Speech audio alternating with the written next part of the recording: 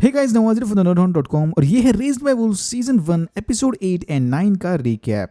पिछले एपिसोड्स के रिकैप के लिए डिस्क्रिप्शन बॉक्स में दिए गए लिंक्स को चेक करें। मार्कस के आइडेंटिटी क्राइसिस वाला प्रॉब्लम अब नेक्स्ट लेवल पर पहुंच चुका है। आवाजों और विजन्स के साथ अब उसे अपनी आइडेंटिटी को लेकर डरावने सपने भी आ रहे हैं। एपिसोड 8 की शुरुआत ऐसे ही एक सपने से होती है जिसमें मार्कस अपना चेहरा काटकर अपने आप को बदलने की कोशिश करता है।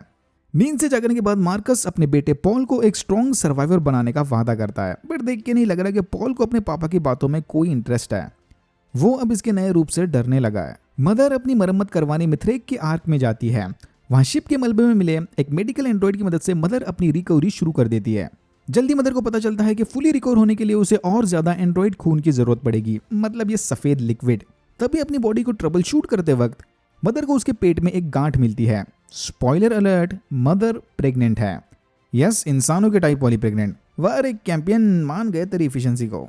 मदर को अगर जल्दी रिकवर होना है तो इस फीटस को और खून की जरूरत पड़ेगी। अब क्योंकि ये फीटस इंसान का है, कार्बन बॉडी, तो ऑब्वियसली इसे ब्लड प्लाज्मा लगेगा, मतलब लाल खून। वहां मौजूद सारे एंड्रॉइड्स को ड्रेन करने के बाद मदर एक एलियन जानवर को मारकर उसका खून इस्तेमाल करती है। भाई ये किस टाइप के क्रेविंग्स आ रहे हैं इसको। हंटर भांप लेता है कि फादर अपने उंगली से मोर्स कोड की मदद से कोई मैसेज भेज रहा है। वो मैसेज है soul is the light. Hunter को लगता है कि शायद मिथ्रेक की प्रोग्रामिंग चेंज करने के बाद फादर बस ग्लिच कर रहा है और कुछ नहीं। मार्कस नहीं चाहता कि पॉल और वो एथियस्ट बच्चा मतलब कैंपियन एक दूसरे के दोस्त बने, इसीलिए वो अपने बेटे को कैंपियन से दूर रहने को कहता है। शू और पॉल दोनों मार्कस की इन अजीब हरकतों से परेशान होकर कैंपियन के साथ वहां से भागने का प्लान बनाते हैं। इसी के चलते पॉल चुपके से जाकर कैंपियन को एक कम्युनिकेशन डिवाइस देता है। मार्कस पॉल को फिर से कैंपियन से बात करता देख काफी गुस्सा है और वो यहाँ ये भी भाप लेता है कि सू और पॉल उसे छोड़कर भागने का प्लान बना रहे हैं। तो इससे पहले कि सू कुछ करे, मार्कस उसे ले जाकर एक साइलो में बंद कर देता है। सारे मित्र मिलकर सू को वापस सोल के रास्ते पर लाने उसके लिए प्रे करने लगते हैं। ये देखकर हॉली और वीटा समझ जाते हैं कि भाई समय रहते इन्हें भी टेम्पेस्ट की तरह यहाँ से भाग जाना चाहिए था। टेम्पेस्ट को तो हम भूल ही गए। टेम्पेस्ट मदर को ढूंढते हुए आर्क के अंदर चली जाती है, बट फिर मदर उसे वहां से भगा देती है क्योंकि मदर को लग रहा है कि शायद उसकी ये नई खून पीने वाली क्रेविंग्स उसे टेम्पेस्ट पर हमला करने पर मजबूर कर दें। कैंपियन पॉल के बताए प्लान के मुताबिक जमीन में सुरंग करके साइलो के बाहर आता है और भागने से पहले मिथ्रेक के चर्च को आग लगा देता है। आग देखकर मार्कस को लगता है कि शायद ये सोल का कोई साइन है। इसी डिस्ट्रैक्शन का फायदा उठाकर पॉल, हॉली, वीटा और सू भी वहां से भाग जाते हैं। पहले इनका प्लान था मार्कस के शिप में बैठकर भागना, बट फिर ये देखते हैं कि मार्कस ने शिप के सिस्टम में कोई झोल कर दिया है, मतलब इन्हें मजबूरन अब जमीन का रास्ता लेना पड़ेगा। दूसरी तरफ फादर कैंपियन का पीछा करते हुए जंगल में जाता है, बट फिर किसी तरह अपने एक्शंस पर कंट्रोल करके कैंपियन को वहां से भागने देता है। मदर अपने सवालों का जवाब पाने वापस सिमुलेशन वर्ल्ड में जाकर अडल्ट कैंपियन से मिलती है। यहाँ कैंपियन इसे एक शॉकिंग न्यूज देता है, मदर वाकई में प्रेग्नेंट है। ये कोई एक्सीडेंट या रैंडम चीज नहीं, बल्कि पहले से यही उसका मेन मिशन था। छोटा कैंपियन और बाकी के बच्चे तो मदर के लिए बस ट्रायल सब्जेक्ट्स थे। मदर का असली मिशन और इंसानियत का फ्यूचर उसके कोक में पल रहा ये फीटस है, जिसे आई थिंक कैंपियन ने पहले ही प्लान कर दिया था। मदर की रिएक्शन को देख के लग रहा है कि सबसे ज्यादा इंसानियत तो इसके अंदर है। मदर से भागकर आर्क में भटकते वक्त टेम्पेस्ट को उसका रेपिस्ट यानी ओथो दिखता है।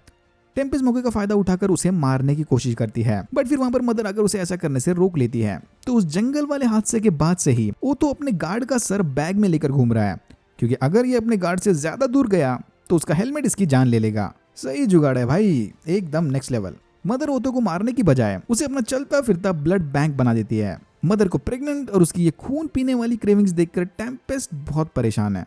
मार्कस गुस्से में फादर की उंगली काट देता है, वो उसके टैप टैप टैप से परेशान हो गया था। तभी हंटर के ध्यान में आता है कि वो मोर्स कोड वाला message soul is the light actual में फादर के सिस्टम को एक्सेस करने वाला पासवर्ड है। फिर इसी पासवर्ड की मदद से हंटर फादर को रीसेट करके वापस लाता है। ये फादर इज बैक और उसी के साथ उसके deadly PJs are also back. Marcus को लगता है कि उसके बच्चे को ढूंढने में बस अब उसकी सोल ही मदद कर सकता है। फिर सोल से बात करने मार्कस सबको लेकर उस बड़े से पत्थर यानी टेंपल के पास जाता है। ये भाई की अब पूरी सटक गई है।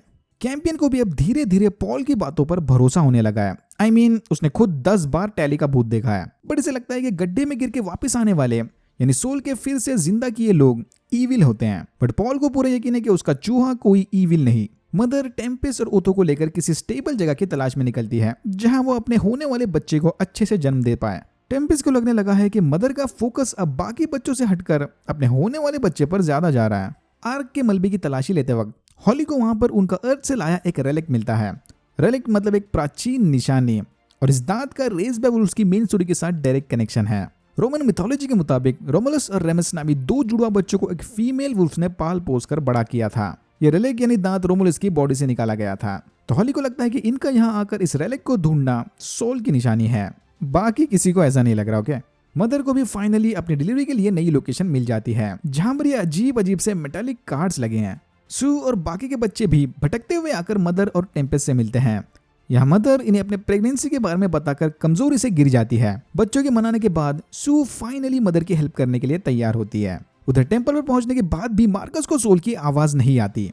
फिर परेशान होकर मार्कस हंटर को टॉर्चर करने लगता है और उसकी लॉयल्टी चेक करने मार्कस हंटर का हाथ लेकर उस पत्थर के सुराख में डाल देता है।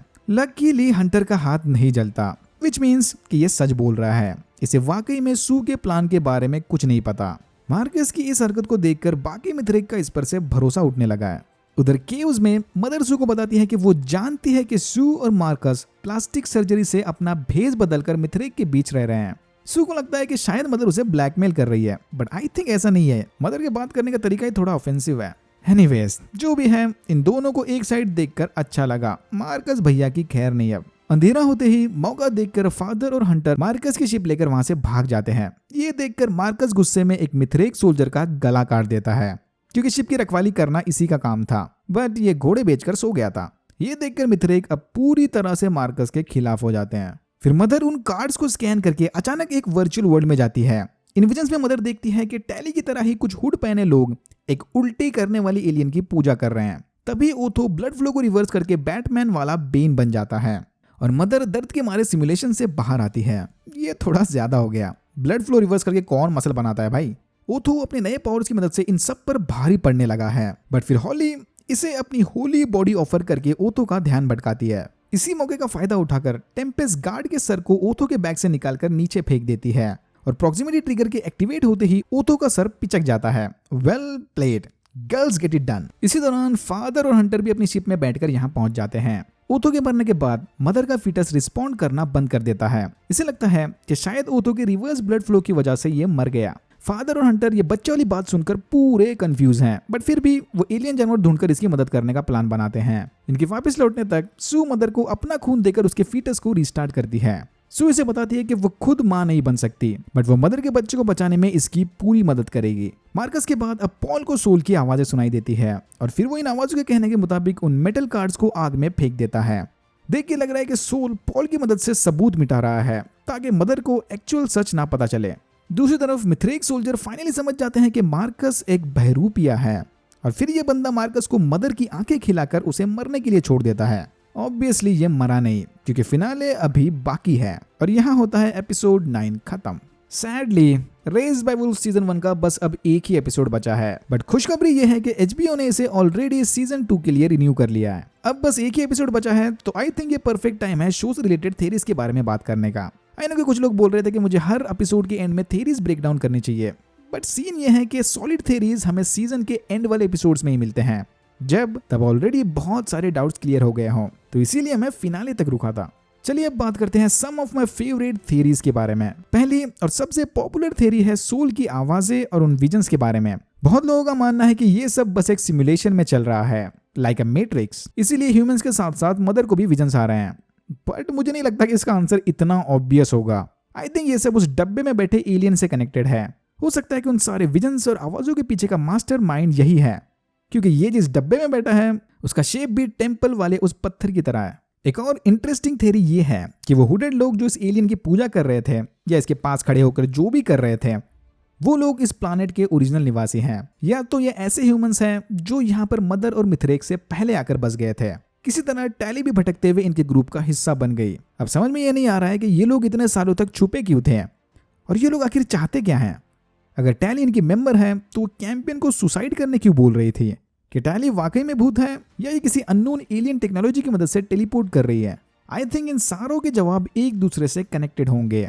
सोल, वो बॉक्स वाला एलियन, टैली और टैली के ड्राइंग्स के बाद शो की सबसे बड़ी मिस्ट्री है वो अननोन फुदकने वाला आदमी। ये कौन है और ये इनसे क्या चाहता है। याद है ना वो मेटालिक कार्ड्स पहले हमने इसी के पास देखे थे। तो ये जो भी है जरूर यहाँ के सारे सच से वाकिफ है और इसके अड्डे पर मिले वो मैप को देखकर ये भी पता चलता है कि ये सालों से मदर के कैंप पर नजर रखे हुए था।